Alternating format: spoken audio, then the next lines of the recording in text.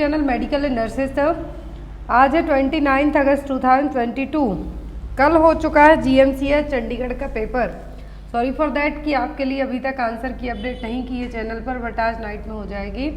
तो आज हम 29 अगस्त में जो भी GK GS आपको आने वाला है आपके नर्सिंग एग्जाम्स में, तो उससे रिलेटेड क्वेश्चन पढ़ेंगे कि आपके एग्ज़ाम में क्या क्वेश्चन है जो आ सकते हैं, क्योंकि नेक्स्ट मंथ है जो बहुत ज़्यादा नर्सिंग के एग्ज़ाम होने वाले हैं, तो सभी के लिए क्वेश्चन हेल्पफुल रहेंगे। तो जिनका भी अब अपकमिंग टाइम में पेपर होने वाला है, मैं उनको बता दूं कि आपके लिए, क्योंकि GMCH में GK GS नहीं आता है एज प्रीवियसली आपको पता ही होगा, ना ही OSSC के एग्ज़ाम में आपको GK GS आएगा, लेकिन UPCHO नॉरसेट में, PGI में, JIPMR में थोड़ा बहुत आपको GK आता है, तो आप अपना प्रिपेयर करके रखें। तो आज है नेशनल स्पोर्ट्स डे। आपको याद होगा कि आज क्या है, नेशनल स्पोर्ट्स डे है। 29 अगस्त को हम क्या मनाते हैं, नेशनल स्पोर्ट्स डे। चलिए आज के क्वेश्चन देखते हैं हम। तो फर्स्ट क्वेश्चन है, आप मैंने ऐड किया हुआ है, what is the name of the app launched by the government of India to bring forth the story of the Indian freedom movement. तो एक रिसेंट में ऐप लॉन्च की है इंडियन गवर्नमेंट ने, तो जो इंडियन फ्रीडम मूवमेंट है उसकी स्टोरी यहाँ पर उस ऐप में आपको मिलेगी। यहाँ पर आपको बहुत सारे क्वेश्चन हैं जो आपके एग्जाम में आएंगे, तो यहाँ पर मैंने बेसिकली क्वेश्चन ऐड किए हुए हैं, लेकिन इनसे रिलेट करते हुए क्वेश्चन भी आपको आएंगे। और जो लोग चैनल पर नए, प्लीज़ सब्सक्राइब करके बेल आइकन बटन को जरूर प्रेस करके रखें, जिससे आपको कोई भी नोटिफिकेशन मिस ना हो पाए। तो ऐप है यहाँ पर देशभक्ति ऐप, आज़ादी क्वेस्ट ऐप, आज़ादी का अमृत महोत्सव ऐप, या फिर स्वतंत्रता दिवस आज़ादी क्वेस्ट ऐप। क्या है, आज़ादी क्वेस्ट ऐप। और इसको लॉन्च किसने किया है, union minister of information and broadcasting Anurag Thakur. आपको नाम याद रखना है, अनुराग ठाकुर कौन है, information and broadcasting minister Indian government में, वो यूनियन मिनिस्ट्री में है। तो union minister of information broadcasting minister Anurag Thakur ने इस ऐप को लॉन्च किया है, Azadi quest app. It is a series of online games on the heroes and the milestone of the Indian freedom movement। तो इन्होंने जो ऐप लॉन्च की है आज़ादी क्वेस्ट ऐप, और इन्होंने जनता से अपील की है, या फिर हम ये कह सकते हैं रिक्वेस्ट की है कि आप लोग इस ऐप को डाउनलोड कीजिए। जो इंडियन फ्रीडम फाइटर हैं उनके बारे में आपको ज़्यादा से ज़्यादा नॉलेज मिलेगा इस ऐप के थ्रू। नेक्स्ट वन है यहाँ पर, Who has been named Team India's interim head coach for Asia Cup 2022। तो अभी रिसेंट में जो एशिया कप 2022 चल रहा है, कल इंडिया पाकिस्तान का मैच हुआ था, इंडिया ने बहुत अच्छे तरीके से है जो जीता है मैच को, और ये मैच हो रहे हैं UAE में, दुबई में कल मैच हुआ है। तो यहाँ पर सभी मैच एशिया कप के मैच है जो कहाँ पर होना है, 2022 के होना है सभी दुबई में, तो हम आगे पढ़ेंगे। तो एशिया कप के लिए जो इंडिया के जो कोच हैं, हेड कोच हैं, वो कौन है, वीरेंद्र सहवाग, रवि शास्त्री, VVS लक्ष्मण, या फिर अनिल कुंबले। तो एट प्रेजेंट जो एशिया कप 2022 हो रहा है दुबई में, उसमें इंडिया की तरफ से कोच हैं VVS लक्ष्मण। इसके पहले जो कोच थे वो राहुल द्रविड़ थे, लेकिन वो ट्रैवलिंग नहीं कर सकते क्योंकि वो कोविड पॉजिटिव पाए गए हैं, इसीलिए अब उनकी जगह पर इंडियन क्रिकेट टीम के लिए जो है कोच रहेंगे, हेड कोच, वो हैं VVS लक्ष्मण। नेक्स्ट वन है यहाँ पर, who has been honoured with the liberty medal 2022। Liberty medal दिया गया है 2022 में, तो ये किसको दिया गया है, व्लादिमीर जेलेंस्की यूक्रेन के प्रेसिडेंट हैं, जो जॉय बिडेन USA के प्रेसिडेंट हैं, नरेंद्र मोदी इंडिया के प्राइम मिनिस्टर हैं, इमैनुअल मैक्रोन। तो ये अभी प्रेजेंट में किसको दिया गया है, लिबर्टी मेडल 2022, तो ये दिया गया है व्लादिमीर जेलेंस्की को। लिबर्टी मेडल है, ये प्रेसिडेंट हैं जो यूक्रेन के, व्लादिमीर जेलेंस्की, उनको दिया गया है। अक्टूबर 2022 में जो सेरेमनी हुई है उसमें अवार्ड इनको दिया गया है। लिबर्टी मेडल स्टार्ट किया गया था कब से, 1988 से। ये उन लोगों को दिया जाता है जो शांति चाहते हैं, या फिर अपने आसपास के लोगों से, एक तरीके से हम ये कह सकते हैं ब्लेसिंग्स जिनको मिलती हैं, ये भी कह सकते हैं। लेकिन लिबर्टी मेडल मिला है किसको, व्लादिमीर जेलेंस्की को, और यूक्रेन के प्रेसिडेंट हैं। नेक्स्ट है यहाँ पर, India's first composite shooting range has been inaugurated at. तो इंडिया की जो पहली शूटिंग रेंज है कहाँ पर इनॉग्रेट हुई है, first composite shooting range, INS Kalinga, INS बिराभू, INS सिरकार्स या फिर INS कर्णम। तो ये सभी हैं जो क्या हैं, इंडियन नेवी की शिप हैं, वो भी बहुत बड़ी बड़ी। तो यहाँ पर जो इंडिया का पहला फर्स्ट कंपोज शूटिंग रेंज है, कहाँ पर इनॉग्रेट किया गया, INS कर्णा पर। कहाँ पर, INS कर्णा पर। इंडोर शूटिंग रेंज, इसको क्या कहा गया, India first composite indoor shooting range है, इनॉग्रेट हुआ INS कर्णा पर। शूटिंग रेंज में वेल इक्विप्ड है, यहाँ पर जो भी हथियार भी रहेंगे, कंट्रोल सॉफ्टवेयर होंगे, जो कि इंडियन नेवी है, इंडियन नेवल शिप है जो INS कर्णा, उसके लिए प्रॉपर तरीके से जो भी फोर्सेस रहेंगे उस पर उनके लिए हेल्प करेंगे। तो यहाँ पर जो इंडियन नेवी की जो शिप है INS कर्ण या फिर हम इसको कर्णा भी बोल सकते हैं। तो यहाँ पर ये जो शिप है, इसमें जो फर्स्ट कंपोज शूटिंग रेंज का इनॉग्रेशन किया गया है, उनके लिए किया गया है, जो स्पेशल ऑपरेशन के लिए फोर्स होती है, मार्कोस हो गए, मरीन के लिए फोर्स हो गई, मरीन कमांडोज हो गए, उनके लिए इस शूटिंग रेंज है जो स्टार्ट की गई और इंडिया में पहली बार हुआ है। Next one, who has been named as the Bharatiya Janata party UP president. तो यूपी प्रेसिडेंट, तो उत्तर प्रदेश में बीजेपी के, यूपी में बीजेपी के जो भारतीय जनता पार्टी है उसके प्रेसिडेंट कौन होंगे, रमेश निषाद, भूपेंद्र सिंह चौधरी, अजीत सिंह पाल या फिर जसवंत सैनी। स्पेशली जो लोग यूपी का पेपर दे रहे हैं, आपको यूपी के गवर्नर, यूपी के हेल्थ मिनिस्टर, यूपी के प्रेसिडेंट और यूपी के जो बीजेपी पार्टी के, भारतीय जनता पार्टी के प्रेसिडेंट हैं, उनका नाम याद रखना है। तो यूपी में जो बीजेपी के प्रेसिडेंट हैं वो कौन है, भूपेंद्र सिंह चौधरी। क्या है, भूपेंद्र सिंह चौधरी यूपी जो उत्तर प्रदेश में बीजेपी है उसके प्रेसिडेंट होंगे। नेक्स्ट है यहाँ पर, which of the following state will introduce online monitoring of medicine through the drug management system.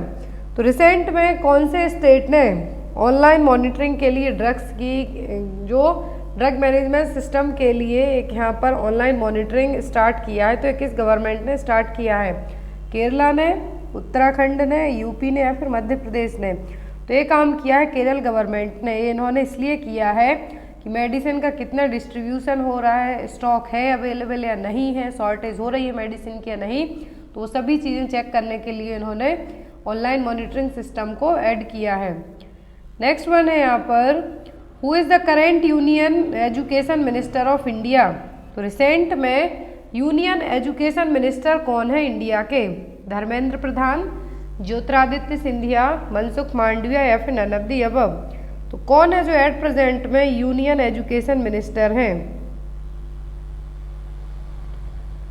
तो अभी रिसेंट में जो यूनियन मिनिस्टर हैं एजुकेशन के, वो कौन है, तो वो है अभी प्रेजेंट में धर्मेंद्र प्रधान। कौन है, धर्मेंद्र प्रधान।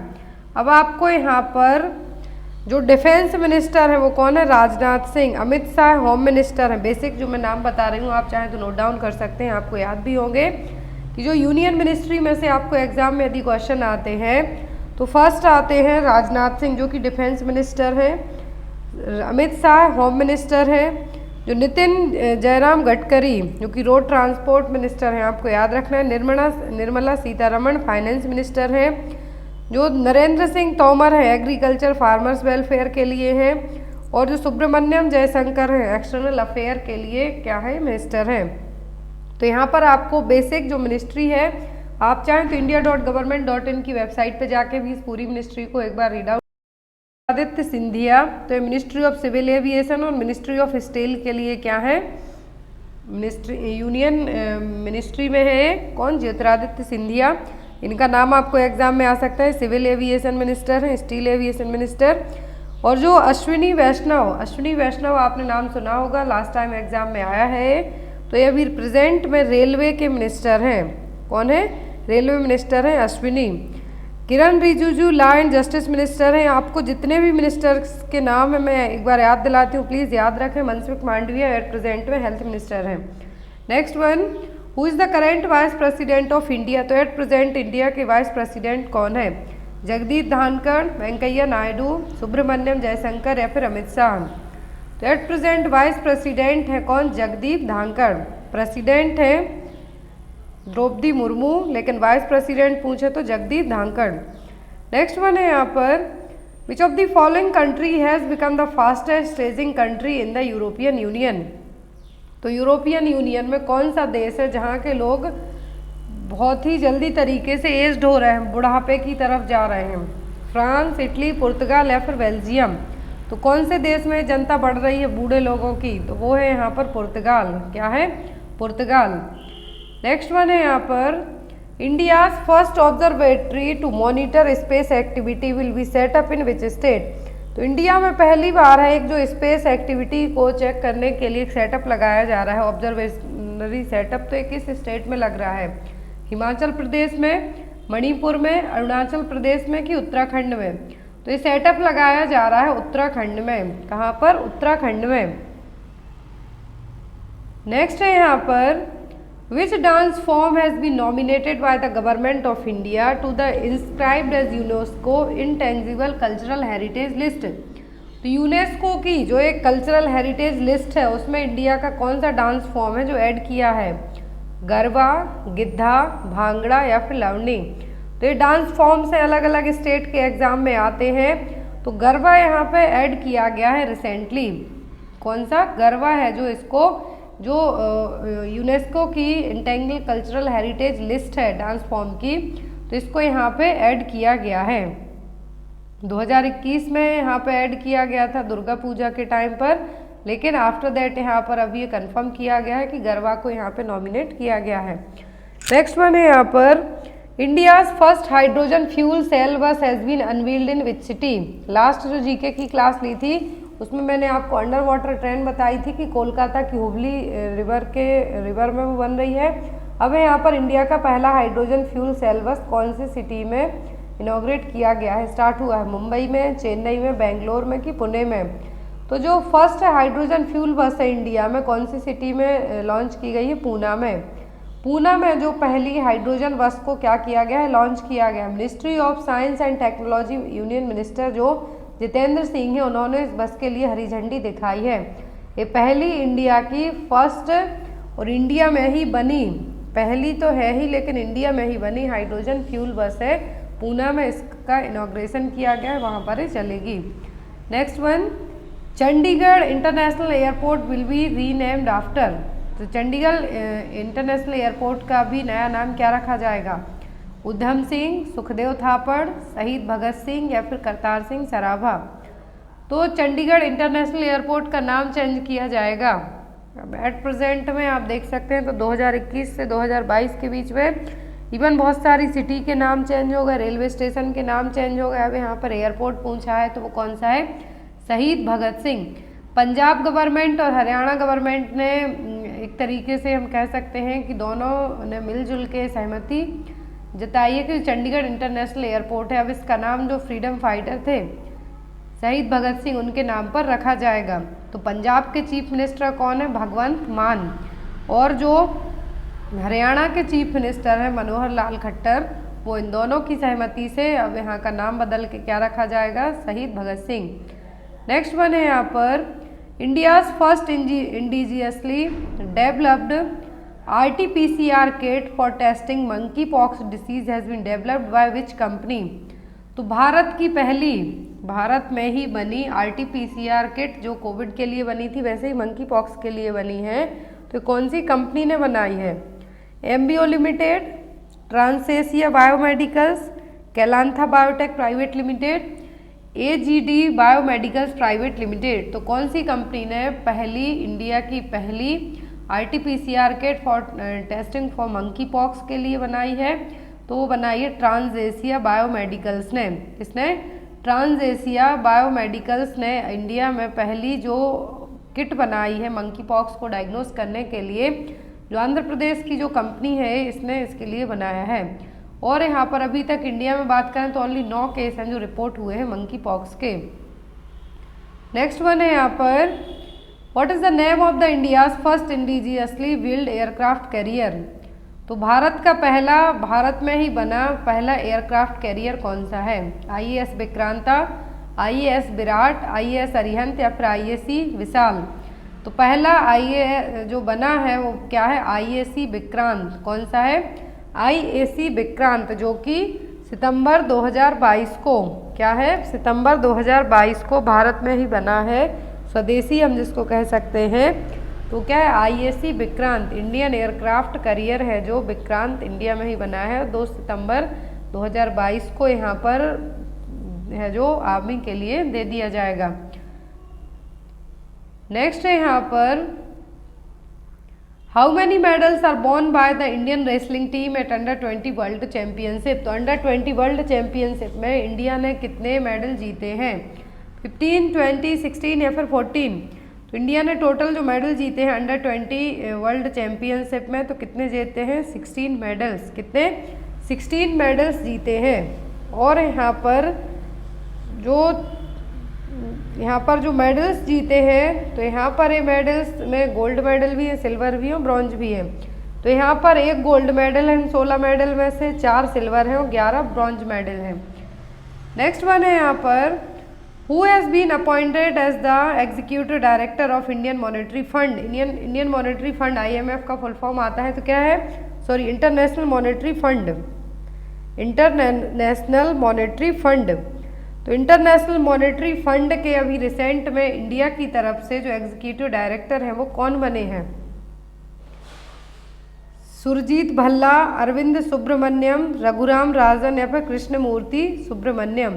तो अभी कौन मॉनेटरी फंड के, इंटरनेशनल मॉनेटरी फंड के जो अभी रिसेंट में इंडिया की तरफ से एग्जीक्यूटिव डायरेक्टर बने हैं वो कौन बने हैं, तो वो बने हैं कृष्णमूर्ति सुब्रमण्यम। कौन बने हैं, कृष्णमूर्ति सुब्रमण्यम। इनका नाम आपको याद रखना एग्जाम में आ सकता है, इंटरनेशनल मॉनेटरी फंड।